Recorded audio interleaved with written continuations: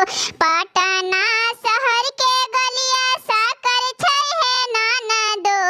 चढ़ते उतरते कमर लचकै छै है नाना दो, चढ़ते